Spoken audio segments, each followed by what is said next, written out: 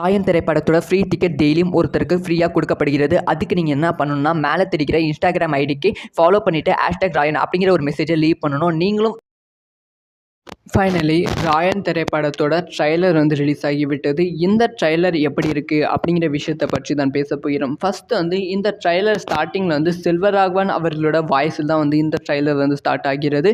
So டைலாக்கோட start பண்ணுறாங்க. அதாவது சிங்கத்தை விட இந்த உலகத்தில் சிங்கத்தை விட இந்த காற்றுல ரொம்ப ரொம்ப ஒரு ஸ்ட்ராங்கான விலங்கு எது தெரியுமா அப்படின்னு சொல்லி கேட்குறாங்க.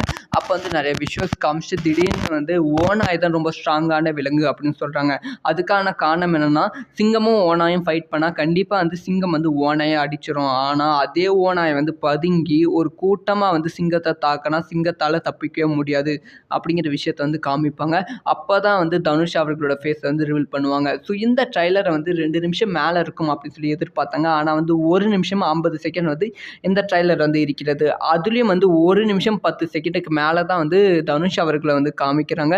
இது சற்று ஏமாற்றமான விஷயமா பார்க்கப்படுகிறது. ஏன்னா தனுஷ் அவர்களோட நிறைய ஃப்ரேம் பார்க்க போகிறோம், நிறைய லுக் பார்க்க போகிறோம் அப்படின்னு சொல்லி எதிர்பார்த்த ரசிகர்களுக்கு பெரும் ஏமாற்றமான விஷயமா இருக்கு.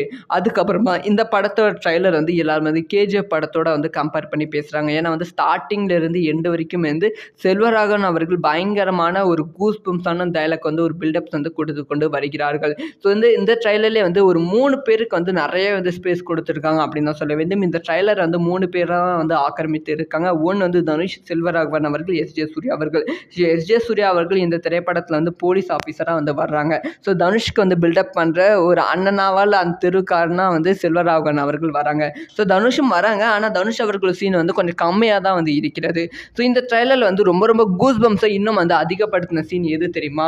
கடைசியில் உசுரே உசுரேன்னு ஏஆர் ரஹ்மான் அவர்களோட வாய்ஸ். தனுஷ் அவர்கள் ஃபேமிலி சின்ன வயசில் மலையில் அந்த ஒரு பாறை மேலே நடந்து போகிற மாதிரி ஸ்லோ மோஷனில் காமிச்சிருப்பாங்க. அது செம்மையான சீன். உண்மையாலுமே ரொம்ப ஸ்லோ மியூசிக்கில் கூஸ் பம்ப்ஸ் உருவாக்க முடியும்னா கண்டிப்பாக அது ஏஆர் ரஹ்மான் மட்டும்தான் முடியும். அதை மீண்டும் மீண்டும் ஏஆர் ரஹ்மான் அவர்கள் நிரூபிச்சிருக்காங்க. ஸோ யாரெல்லாம் ராயன் ட்ரைலர் பார்த்தீங்க, உங்களுக்கு எப்படி இருக்குது அப்படிங்கிற விஷயத்த மறக்காமல் கமெண்ட் பண்ணுங்கள்.